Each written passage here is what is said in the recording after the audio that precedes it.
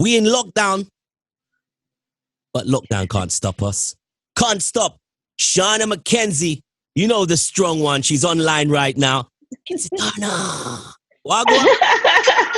Medea, how are you? I'm all right. Etana, I like that picture behind your head. Thank you. Can I have one? It was a gift to me from an artist in Colorado. I did a show there and he just popped out this big old picture and I was like, wow. Oh, man. I do all these conversations, interviews, promote the music, and I never get gifts from artists. So like how we're in lockdown, I can see what's... I got to make sure you get some. Well, like how we're in lockdown and I can see what's in your house. I want your picture. I want that picture. No, I need that picture. So people, when you see Robbo Ranx with it, you know where he got it from. Yeah. Listen, I don't want my museum when I'm gone, you know. I want my museum now. So they'd say, oh, makes sense. They said he spoke to Etana too. Yeah. So the other day I inside Shaggy's house and there was a couple of nice diamond plaques on the wall. Mad. Brother, he don't want to give them away. You know Shaggy, he's out there now. He's out there now cleaning them. Cleaning the plaques. Make sure them shine. Yeah. When they see them again, then shine. Yeah, and that's his thing.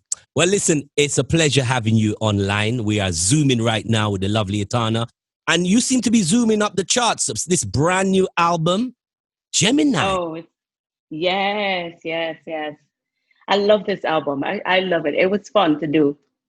No one predicted what was coming. I know this album, you spend time making the albums. From all the conversations I've had with you, you put these together, whether it's Clive, Hunter, or whoever, and you put the albums together and they take time. So this album was obviously done before Corona come and gangster the streets, right? Mad thing, and just hijack the whole away. No, it finished. I finished like the last set of tunes, maybe 2 songs, the end of February, right? Because I had other songs in there, but then I had other, like you kind of like put a list together, and then after you listen to the list, you're like, no, take out that one and put this one and do that one, and move it around and so. I did the last bit of that at the end of February. So that was done before the whole lockdown. So you didn't have to complete lockdown. Yeah. By the time we done put it together, mid-March was when the whole airport and everything, lock up and thing, and people were saying, putting up the restrictions and blah blah blah. But COVID was already in motion, like when I landed from Australia in January. Yeah. So everything's in restrictions, everything's cancelled, but definitely music not cancelled. How well is the album doing right now?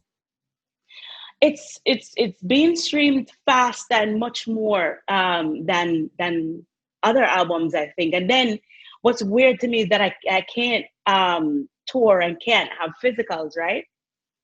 So it does feel a little awkward to just do digital, but to watch the streams go up is like crazy because it just flies and goes real fast. So it's a little different.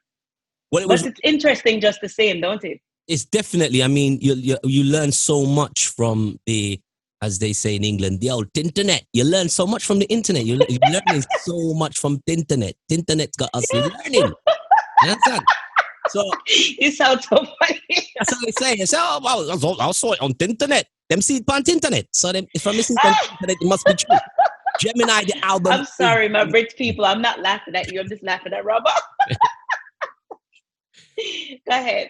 All right. So the album was released last week. And as I said, we're here. We're talking about the album, and obviously the viewers will be able to see and hear your reactions to it. But they themselves have to go and count the numbers. They themselves now has to plug into Spotify, Deezer, YouTube if you got the audio up, and that's the way iTunes Music and Audio Mac and all of them, Pandora, name it.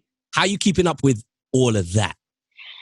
I kind of don't. I keep up with social media, right?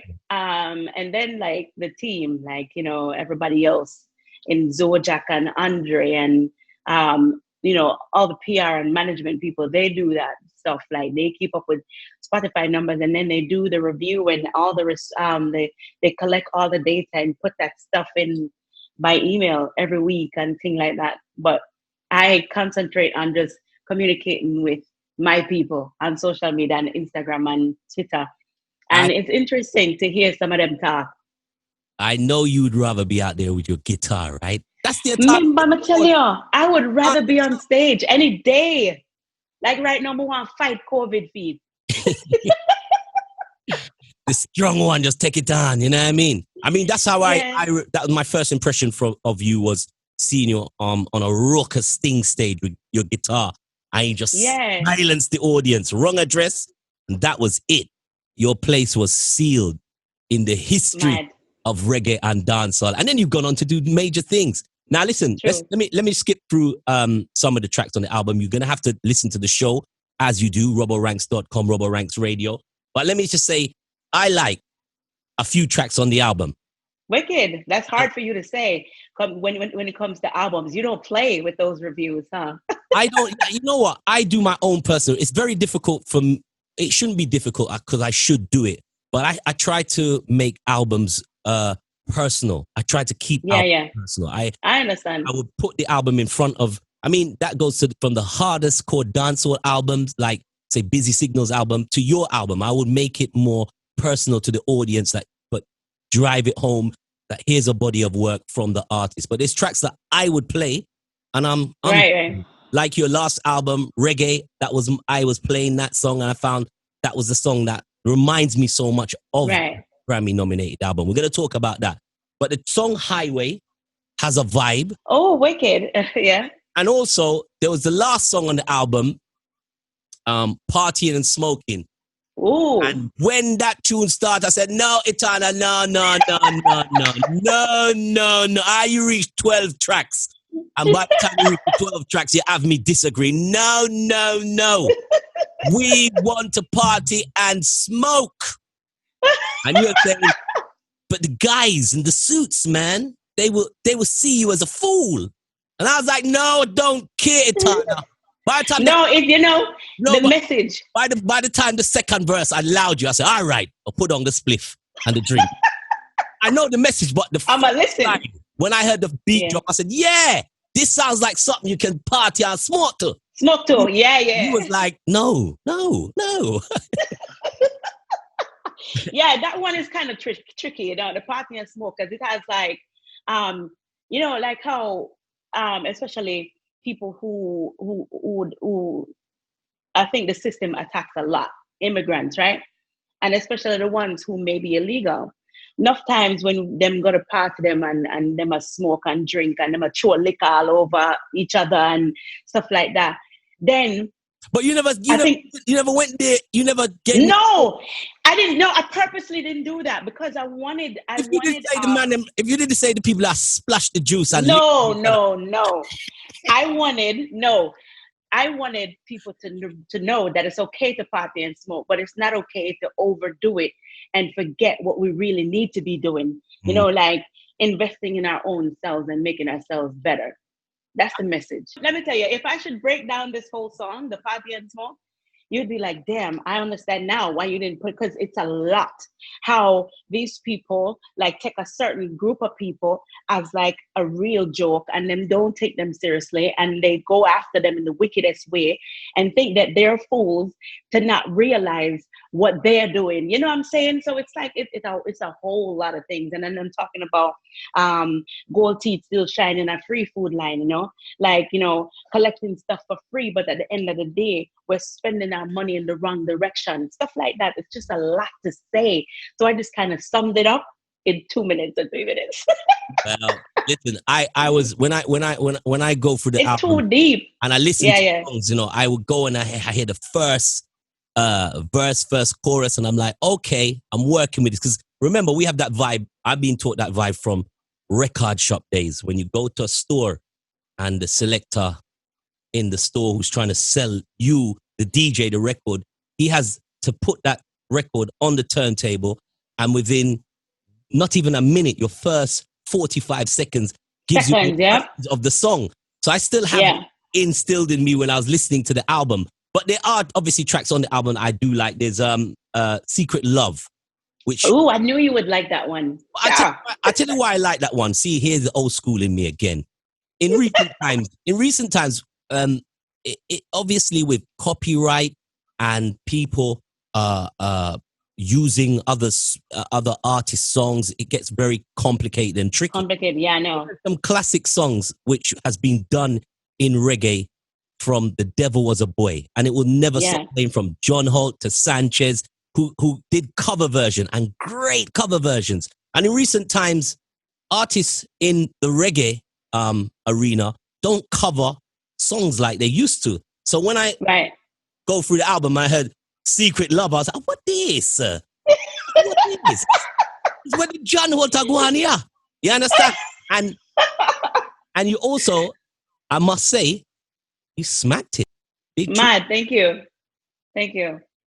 Why was that? Why did you choose to do a cover version? Because you've kept away from them. Yeah, I really don't. I never like doing covers. And I remember how they had to pull teeth and nail for me to do Weakness in Me, right? And then it became so popular with all my fans from Kenya and other places, Nicaragua, Brazil, all over. Till I figured, you know what? I think it's all right to do covers, but it's just which ones. And it has to mean, like, it has to feel good with me and all kind of things. Like, I get real personal with the songs that I create sometimes. And when I heard that one, I was like, yo, this is a wicked melody. And I think it will resonate with a lot of people who have experienced this in some part of their life, or maybe even right now, so I think it's a good one. And I just did it. I heard it on the way up to New York and came back to Florida and decided, all right, this is what I'm going to do. And I just recorded the song. I got the track made. And by the time I reach, track done, just record. And that's how it's done in the business. Now, speaking of resonate, you have a track that will resonate with the people of the UK, especially if they go on the internet and hear it. The track Truly. Now, that song, listen, I do my homework. Now, that song itself has everything about the UK. That is 100% lovers rock. That's what I agree. If you played that to the UK audience, that sounds so similar to music that people grew up to in the 70s and 80s and early 90s. That lovers rock sound. It's not your conventional Etana style. No, true that. True. I heard. Let me tell you. I walked into the studio and I was going to meet with Wyatt to talk to him about some songs that I wanted to do. And I heard him playing that track. The horns got me first. And I was like, yo, those horns, it sounds wicked. I'm going to play the old track. And he played it. And I said, I'm taking that track. And he said, no, I'm still working on it. It was an old track that I had and I retweaked. I said, no, you're not going to tweak it any further.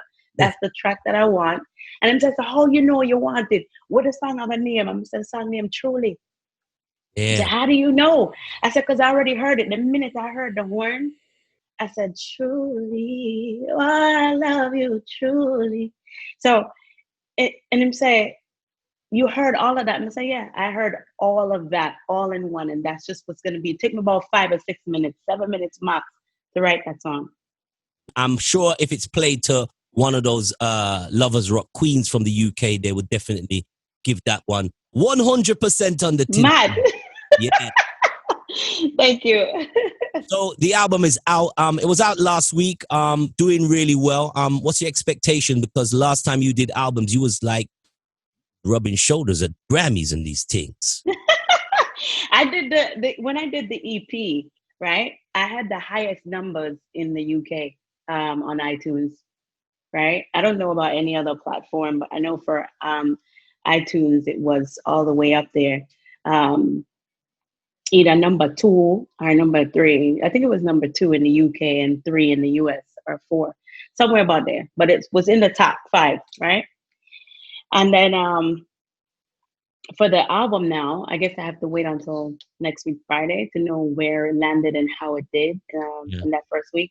But I really never put out albums expecting anything. Like I never put out a song, much as an album, to say, yo, that one is wicked, that one is shot, it's not going to be number 1. So I don't do that because I prefer, my purpose for doing music is for my fans to be happy, my fans to have music that they can rock to, music that can inspire them, music that can make them happy, music that bring the family together, all the positives.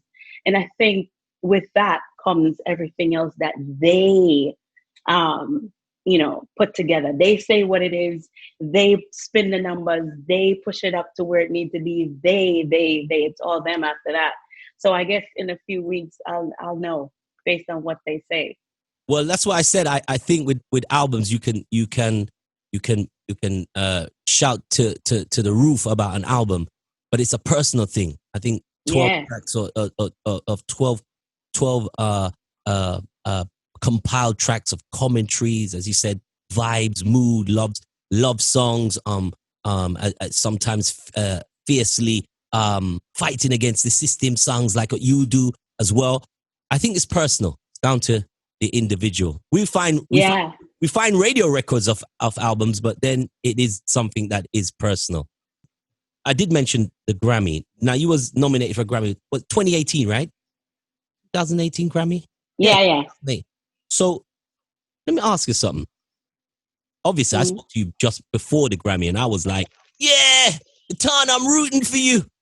But I said it to all the artists that I was rooting for them. It's like, but I was rooting for you because you was the only female at the time. I think you said that. That. So I was rooting for you, and then Coffee now has got a Grammy, so she's got there first. But tell me about the Grammys and the nomination. Did you actually go to the ceremony at all? I did. I went there, tell me what it's like, because I heard a story. Wasn't your story? It was a story Luciano told me going to the Grammy, and trust me, Lucy broke down his day at the Grammy. I laughed so much.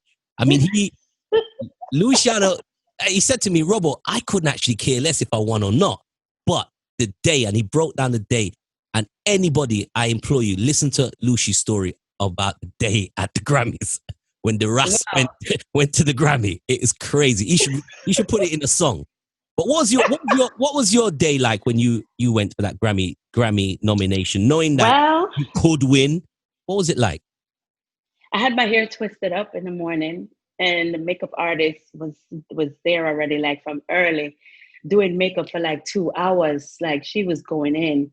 And then I had 2 dresses, 2 outfits. I had gold and I had pink. Yeah. And so like sound like you had that winning feeling. Like, we had all 4 of them. 4 people in there, like, picking, okay. And we went with the highest number, and the highest number was the pink outfit, And I remember that we had a different shoe. Like, the day before, I had a different shoe.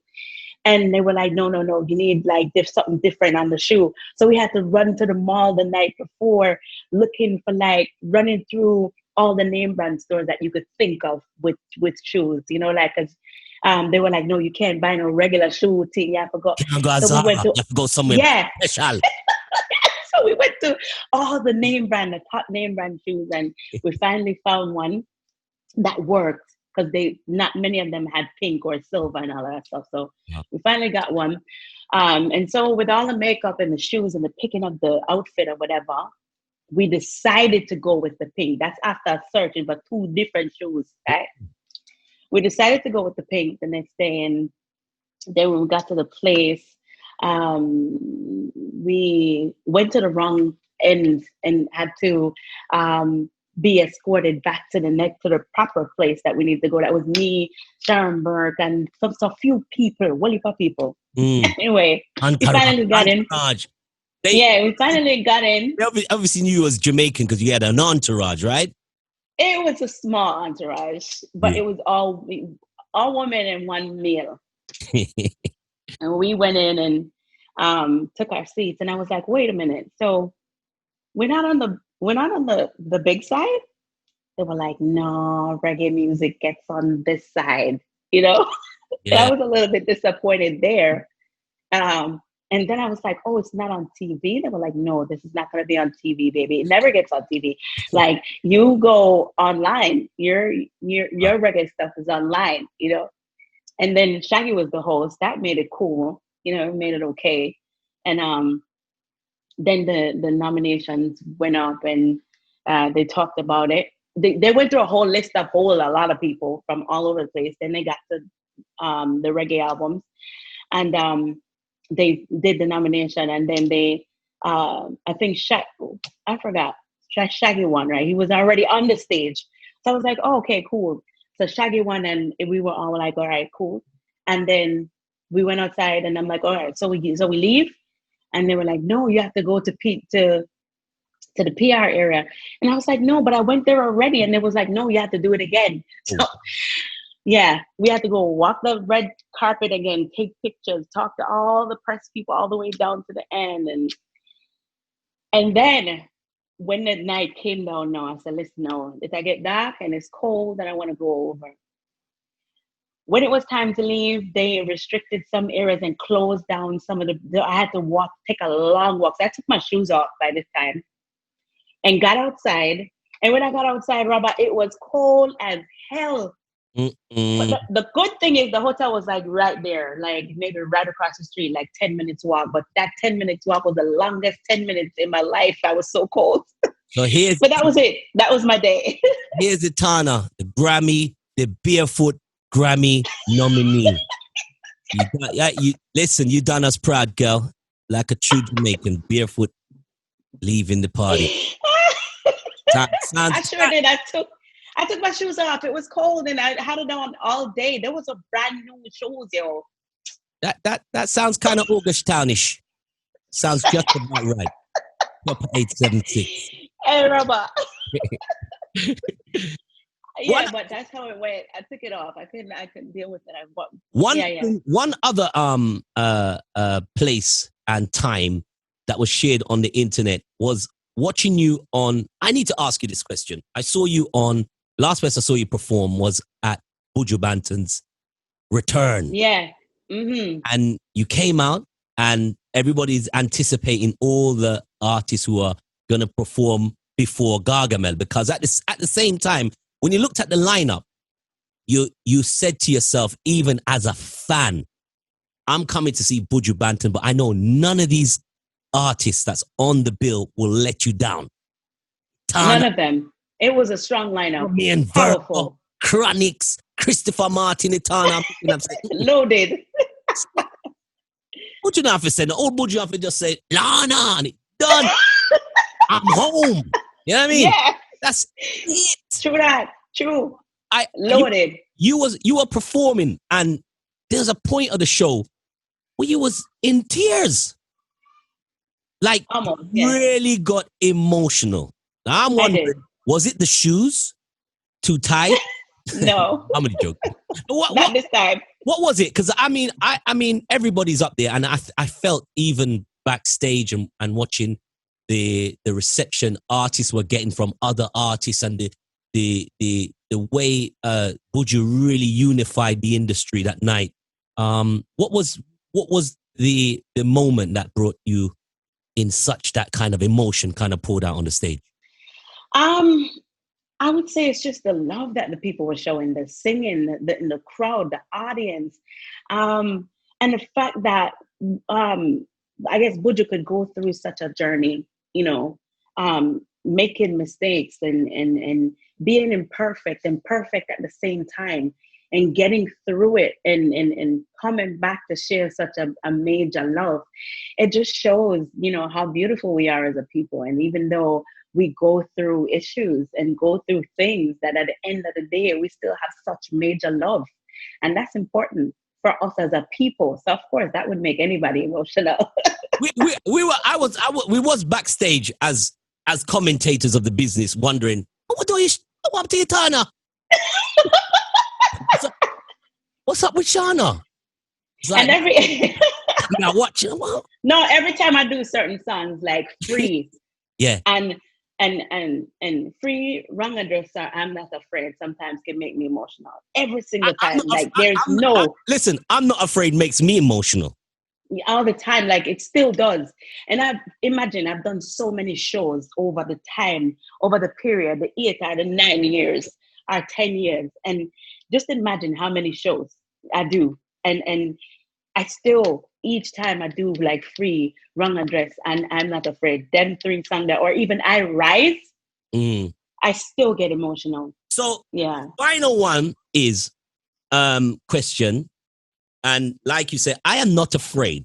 So I will put it to you because right now, Shana, we have an election going on. Oh, Jesus, yes. I'm going to steer you before you go steer yourself the wrong way. Yeah? I'm not Anthony Miller here. Hey, anybody watching this right now? Do you see what he just said? Hey, No, we're going to talk about it because, I mean, in all seriousness, frig Trump.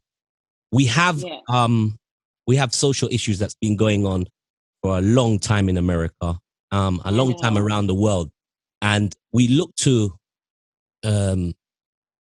voices, and it's not just artists, sports people, celebrities, but we just look for voices. And there has been in the past few weeks a lot of voices, but it hasn't come from the conventional place.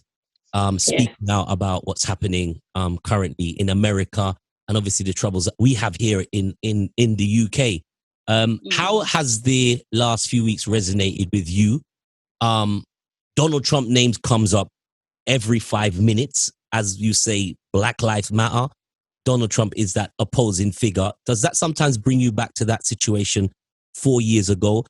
Because voice is what we need, and probably yourself may want to speak about the matter, and people will throw back to 4 years ago. Anything you say at this moment will cause a response from anybody, because everybody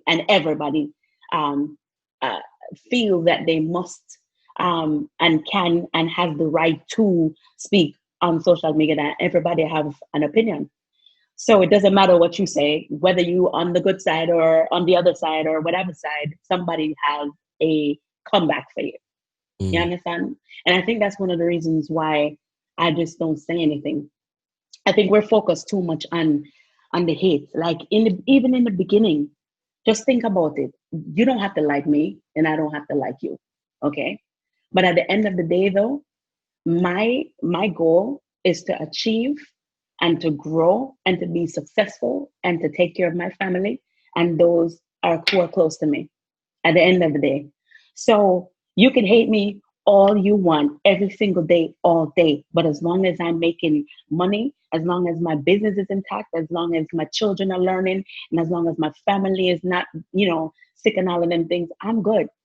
So at the end of the day, I'm over people talking about prejudice and who don't like who and whatever. I'm over it. Like, I know what my people been through and it hurts me today.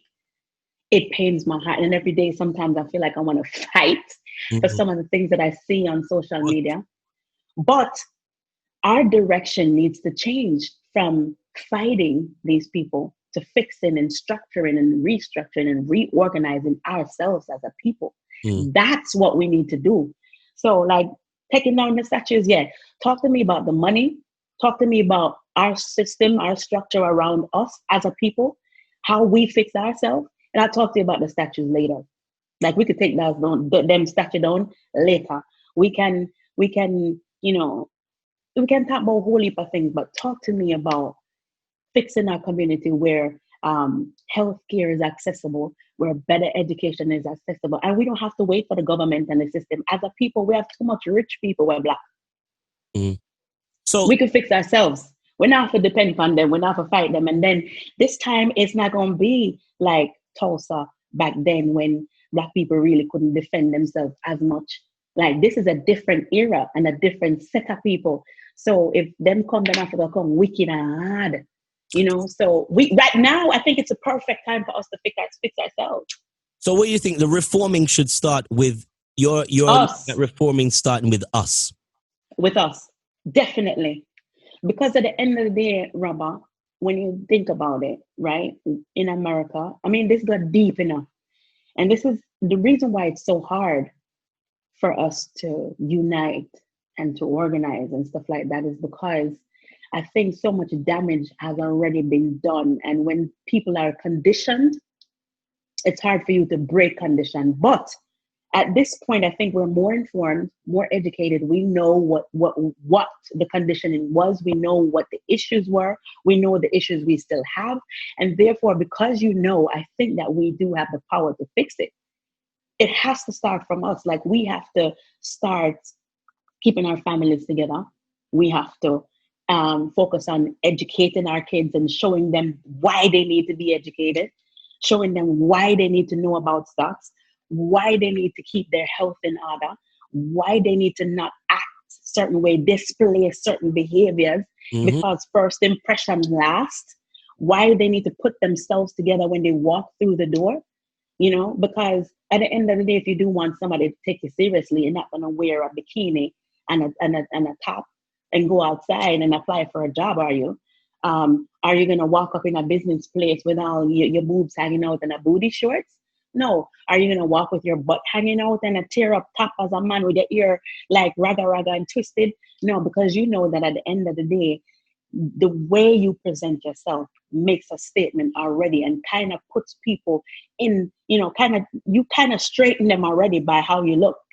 So because you look a certain way, they feel like they need to say Mr.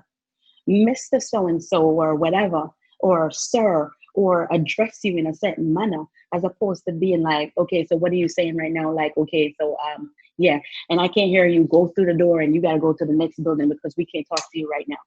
Wow. There's a difference in how you present yourself, how, you kind of set the tone. And I think it's time for us to set the tone now.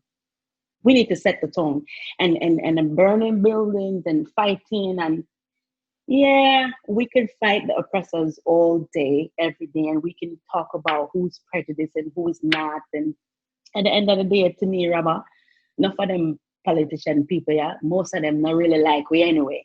And it's not because maybe for them own personal. They've been conditioned too, like we've been conditioned. So what are we going to do? Keep fighting the different conditions, or are we going to just try to straighten ourselves? There is a difference. They're being conditioned, but they have set that agenda for themselves, for the benefit of themselves. What is our agenda for the benefit of us? Well, I mean, I think people have been fighting for an agenda, but that agenda has never been taken serious. I believe so. I mean, if you didn't display that spirit in the songs that you were singing, I mean, that to me, that doesn't come from you, Etana. That comes from way past you. And it's that's true. You understand? I believe that we have. So because now, all right. So if I didn't learn certain things along the way, like you said, if I wasn't part of that positive conditioning, like you say, or maybe even some of the negative stuff I experienced, I wouldn't be able to write as I write and see as I see. Yeah. So now that we see and we know, what can we do? As you said, you're right. We do better and we have to reform. So let me ask you something. Because I don't care. No, you have to talk to me straight. No, that's what I'm saying. Because I don't care about your political agenda. Yeah. But have you learned from 2016 Trump talking? Your choice words at the time. If I were to do it again, or to be asked the question, if I had to do 2016 again, no, I wouldn't have. No matter how I feel, I wouldn't have responded, because I would have known then that there was a black and white war going on social media and around the world. That was strong, but maybe because of his own, background, and there was a lot that I didn't know then. So, and me just focusing on one point. My point was, okay, he says jobs, he says money, that's what we need. I don't care if he likes me or not. I don't even care. I don't care nothing else. But then when you really look into it, it's much deeper than just that. Of course. And so my little one point wasn't even important. You understand? So I shouldn't have said it. I tell you what, your one point was spinning around the internet. Some people got some hits. Lord be praised, YouTube. Bring the money come. Tana said. Yeah, that's true. Yeah, so some people. In one way, let me tell you, in one way, it worked. And it's unfortunate and it's fortunate at the same time. Because the way that it works is because, I've been doing like a lot of positive music all the way up to 2014, right? 2014 was the album I Rise. And it was 2 years later. And I know that sometimes when you release the album, touring makes a difference because then people are introduced to the songs and blah, blah, blah. So obviously the album will grow over 2 years. But let me tell you how a lot of people at that time thought that I Rise was a new album and that I Rise was a new song. Mm-hmm. And let me tell you how views went from like 45,000 and 200,000 to 15 million in 1 week. Wow. Let me tell you how a performance that was on YouTube with 1 million views moved from 1 million views to 25 million views in 1 week. Kitching. So I'm saying, okay, are you guys attracted to the positive message or are you attracted to the pasa? Like, which one is it, you know, funny, you could stand here all day and you won't get that answer because there's so much now in this lockdown. There's so much people have consumed, which is so positive. Yeah. It's like it brings times like these where, we're overwhelmed with corona, the state of just the social state of the world. It's a shift. It's a shift. It's a shift. It's a shift now. The people that was demonizing a lot of things on the internet have now learned that the internet has helped and has opened and has set agendas of reform. There was a statue that was taken down in Bristol, UK, and obviously it caught fire. Not gonna lie, I'm enjoying that stuff. I was gonna say something else. I am enjoying it a little bit. I ain't gonna lie. Look, whoa. Come on. Okay, so down with a statue, man. That's fun. No, hold on. Take it down. Like, no, take the head. Take the. Hold on, no. Talk about what you're suing them, sure. The especially the Christopher Columbus without the head. Oh, like for the whole day, I was just like so happy. Like I was so in a positive. I'm always in a positive mood, but I was over bubbly that day, and because it was funny to me, But at the end of the day, when I look into it, when I seriously check it, my thought went right back to the people who invested in the protest. Why do you have to give them money to go protest? Why don't you give them money to build buildings that will provide jobs for people, or advance the clinics so that when people go into the clinics, they don't have to sit and wait for 5, 6, 7 hours before they're seen by a doctor who's going to see them for only 5 minutes and give them medication that they can't buy. Why don't you invest your money that way? I think this is a good point also for us to end on that subject in terms of what you've discovered. There are agendas, but we are more able and capable of learning and understanding and reforming ourselves to see the agenda before the agenda is put on the table, or should I say put under the table. Mr. Yeah, boss, man. You put it just the right way. Yeah. So you put it in the right term. Well, I say 100 words, you say it in 5. Well, listen, that's why I'm on this side of the turntable and you're on the turntable, because, that's how it works. It's the yin and the yang. Listen, people, I want you to go out and enjoy her album. She always makes good music. She is one of the best we have. And if you haven't learned that by now, let me just say it again. She's one of the best we have in the industry.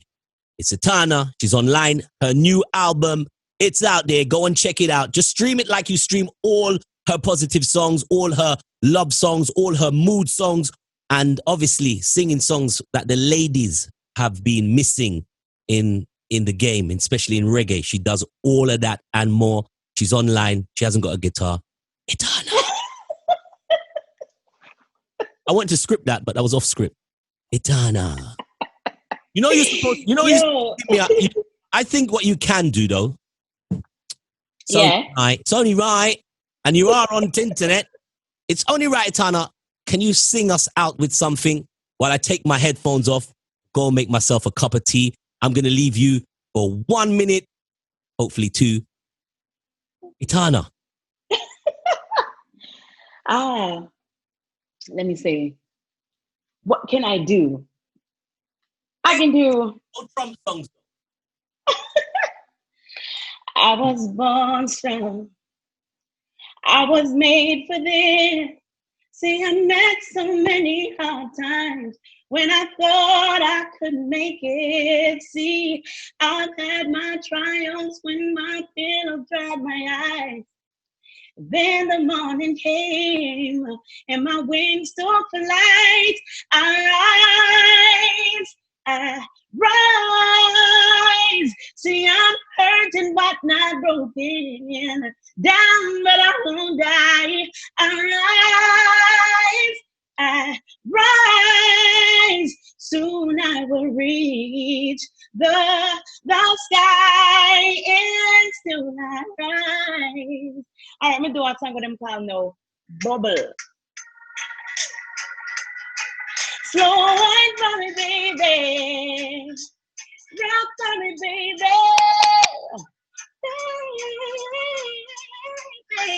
Bubble me, bubble fun time. Cause a man like you deserve the sweetest by Lord. In a real life. Me love it when you kiss me so, when you rock me tight, the way we rock the rhythm, you lift my soul to the sky, Lord. I know, in a real life. Hey, yo, I want you to know that you can have it all. Anytime you need me, let me be the one you call. I know, you don't know, Rabbi, big up yourself. Etana. Much love. Perfect love.